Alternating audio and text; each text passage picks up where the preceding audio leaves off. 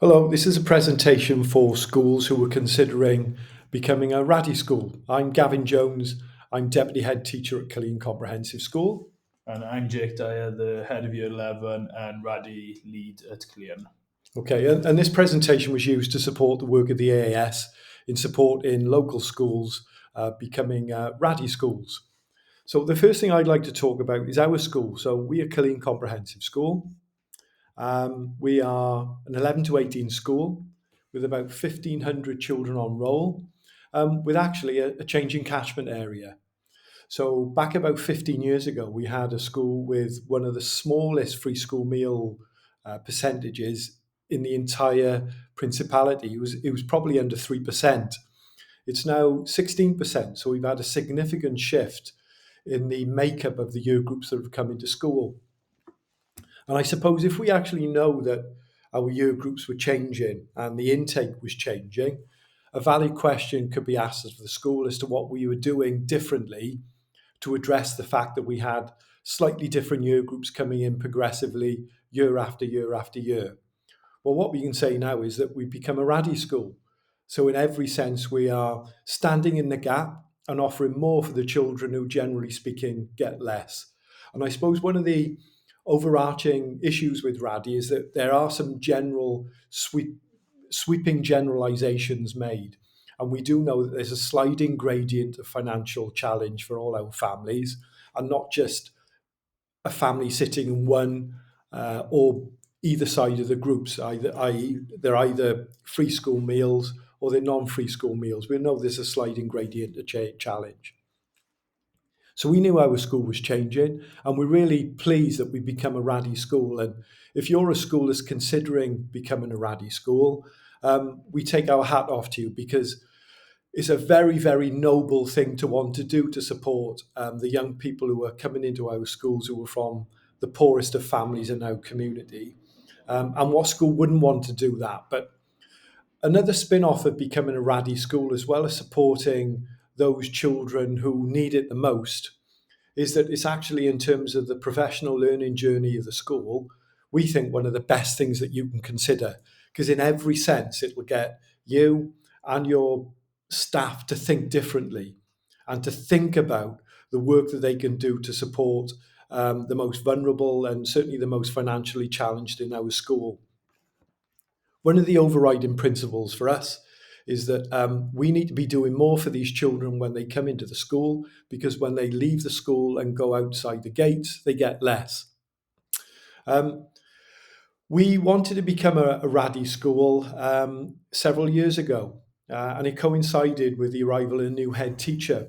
And the RADY launch, if you like, was timed with careful precision, because on arrival, the new head identified that we needed to update our school code of conduct.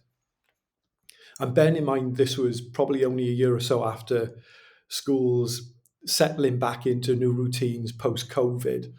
We felt this work was so important, we ended up prioritizing that and actually moving the RADY launch activity, simply to make sure that the RADY launch, when it came for the main body of the staff, wasn't diluted with them needing to worry about a brand new conduct code that was coming in. So we did want to give this a little bit of professional space and give it the kudos that we knew it needed to have.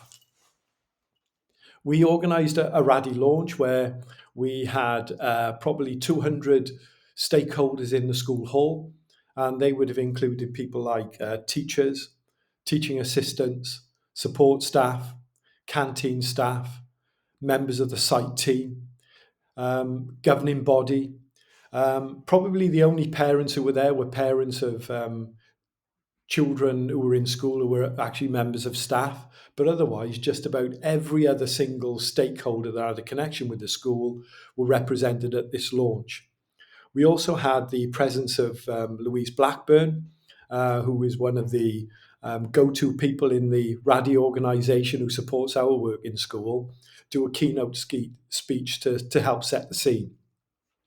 And that launch was really crucial, because although we'd had some build-up work to that, uh, RADY was already featuring, for example, in the school's SDP. and we'd asked departments to roll out the golden thread of RADY in the departmental development plans too. But all of that was still pretty embryonic. So the launch really started to pull all of that together and was the launch point as well for some of the professional learning for school staff as well. So we were really careful to make sure that we empowered staff with the ability to grow professionally, and we engage with the professional learning that's available through the RADY program. But we were also careful in resourcing it properly as well. Jake, who is part of this presentation, has introduced himself, but he was an important appointment in this particular strategy for the school, because Jake, although in addition to being an excellent head of year and an excellent frontline practitioner, getting engaged in the RADY work also almost gave his work in developing RADY provision across the school a lot more kudos, because he's living and breathing that kind of work on the front line. So we felt we'd set this up well in terms of the timing of the launch event and getting the right personnel to drive this work forward. What I would say before I hand over to Jake, just to talk you through some of the plethora actually of things that we've done differently over the last couple of years. It's probably important to say that any school that wants to become a RADY school needs to be clear about why they want to be a RADY school and have that narrative as a punchline, if you like, so that it can help launch and the RADY model itself, and becomes a tagline, if you like, to inspire and reinfect people with the important RADY message. So be clear as to why you as a school want to become a RADY school. I'm going to hand over to Jake now, who's going to talk you through quite a range of the things that we've done to become that RADY school. Okay, so as part of the RADY pledge we took as a school, we decided to adopt our own vision and our own RADY pledge as well, and came up with our own vision. So as part of that, we aim to stand in the gap for our vulnerable learners, and then we use this hashtag on all of our branding with our professional learning and all of our resources as well. So it repeats constantly, and it gives the message to staff that we all need to be standing in the gap. And then we also came up then with different responsibilities for everyone. So it was clear who was responsible for which aspects of undertaking a RADY pledge. So we got responsibilities with governors, teaching staff, senior leaders, and non-teaching staff as well. And again, this is reiterated when we undertake professional development and training. So it's constantly reminded to staff.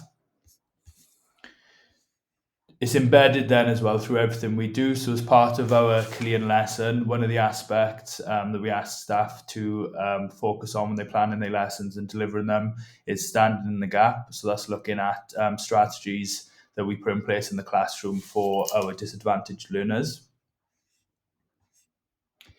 And then as part of our professional learning, we before we planned the professional learning, we thought it was important that all staff were on board. So we decided to deliver the professional learning through flexi time. So staff were able to access the online Thinking Differently modules through Challenging Education at a time that was suitable for them, because we thought we would get more buy-in from staff, and they would then be able to work on the videos that they chose, meet all together at 3 points through the year, discuss their findings from their different modules, and then put things in place then, so different strategies, and to share ideas, with the idea being we all undertook 2 videos out of the 3 options, and then discussed our ideas. So the plan last year, we undertook 3 of the 6 modules, and then this year then we've got a further 2, and then next year we'll have 1 left over to access. Some other little bits that we've also undertook. So last year we held a support evening whereby we invited all the parents and carers of our RADY learners to come into school. And then we just displayed some of the things that we were offering as a school. So we've got things in place now that we didn't have before, such as the family engagement officer, who she works specifically with our RADY families. We've got a laptop library. So if our RADY learners haven't got access to a device or internet, for example, then they can borrow that from us and they can access it to help with homework. Educational visits then, so we partly fund some educational visits and we will fully fund then other visits such as reward Christmas reward trips. And we also display our education overview for up to 2 years at a time so that families know if there's more expensive trips when they are, and if they wanted to, they can plan then for these sorts of trips. And then something we deliver to all staff and is kept internal is just a RADY newsletter. So at the end of every half term, we ask staff to contribute to the RADY newsletter, and it's usually set up in the same sort of format. So we'll give some news if there's been a specific event. So like with this one, there was the RADY Parents Evening, options counselling, and some learner voice activities that went on. So just staff know that it's an ongoing, continuous thing, and it's always a priority. Then we always have a success session whereby we ask departments to give us any success stories. So it could be that a particular RADY student has done really well in a piece of coursework and staff would like to share that. And it makes it also more personable because staff get to know the RADY learners better and put a name to a face, so to speak. And then something we started towards the end of last year was developing and putting together a whole school RADY on a page document. So we've decided to condense everything that we've done so far onto one document as a good evaluation tool. Again, on there, we've got our responsibilities and our RADY vision. We've got where we're going on a RADY journey so that all staff know it's a continuous journey and it's clear where we're going with our next steps and areas for development. And it also enables us to focus on what we've done so far, and it acts as a good reminder as well for staff. This then fed into department RADY on a page and year group RADY on a page. So departments are working currently on the RADY on a pages for last year, and heads a year also doing the same for their year groups with a pastoral focus. And then we're going to meet then in November of this year and do a carousel activity to share ideas through departments and year groups. So we can then build on that this year and formulate a plan going forward. So we've tried to put together a plan that is quite low stakes in a way, so that we've ended up developing a culture among our staff to try things out within their teams, within their departments, which will help the RADY learners that are in front of them. And we deliberately wanted to keep it low stakes so that if they try something that doesn't work, it doesn't matter. Just extract the lessons from that particular trial and move on. What we've also found as well, when we wanted to try to develop different things, different strategies across our own school, the ability to engage with other schools to share good practice has been remarkably strong. Schools are desperate, almost desperate, to share what they've done to try things out. And any school can look at what's been going on in neighbouring schools or schools, literally Swansea way in our case as well, to pull out what think might work in Caerleon and give it a go. Some things have worked better than others. And do you know what? It's been an exciting time for trying out a lot of this stuff. It's really interesting as well that we've asked staff to develop in their, I suppose, their professional armory, if you like, an ability to talk confidently about the RADY work that they do. And that's been a massive change for the school over the last 18 months because in heads of departments meeting that they have with members of SLT, departments are now all speaking very confidently about the work that the department does to support RADY learners, and it comes out really naturally. At governors' meetings, RADY is brought up by governors not because it's part of the agenda, but because they're naturally thinking about RADY provision at the school when they look at other issues at a governance level. And